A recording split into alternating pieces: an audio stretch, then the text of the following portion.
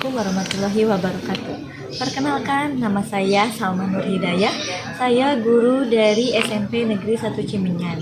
Saya mengajar bahasa Indonesia di kelas 9. Di sini saya akan mereview buku yang berjudul Di Bawah Lindungan Ka'bah. Penulis buku di sini yaitu Hamka. Penerbitnya oleh Gema Insani. Ya.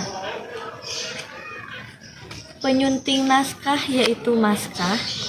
Kemudian penyunting aksara ada Ratih Kumalaningrum, dan tebal buku ini kurang lebih 90 halaman. Alasan saya membaca buku ini karena yang pertama tertarik dari judul. Selain itu saya juga penasaran.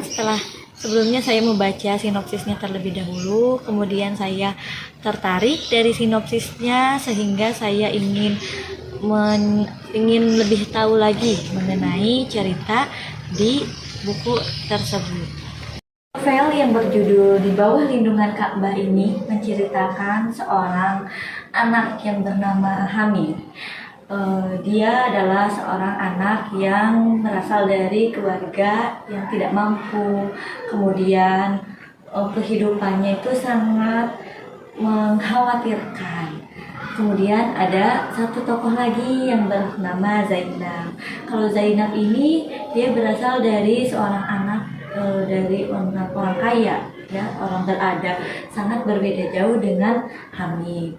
Zainab dan Hamid mereka saling berdekatan rumahnya, bertetangga. Nah, mereka sekolah bersama.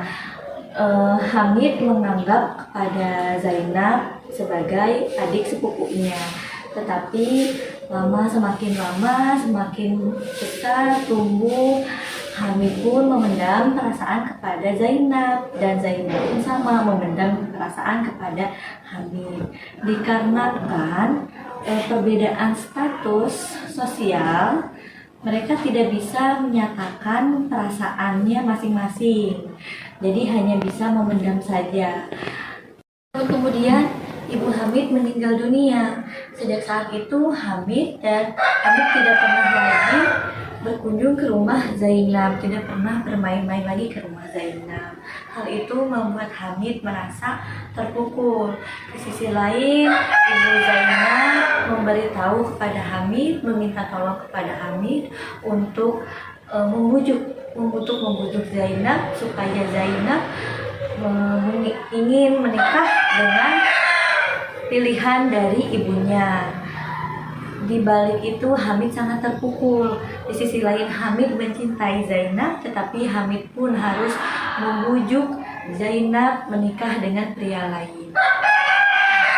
Setelah itu Hamid memutuskan untuk meninggalkan kota Padang dan Hamid pergi ke kota Mekah. Di sana Hamid lebih mendekatkan diri kepada Tuhan, lebih bekerja keras hingga akhirnya dia menjadi seorang yang sukses. Kemudian Hamid bertemu dengan salah satu temannya yang bernama Saleh, memberitahukan bahwa Zainab pun sebenarnya mempunyai perasaan yang sama kepada Hamid.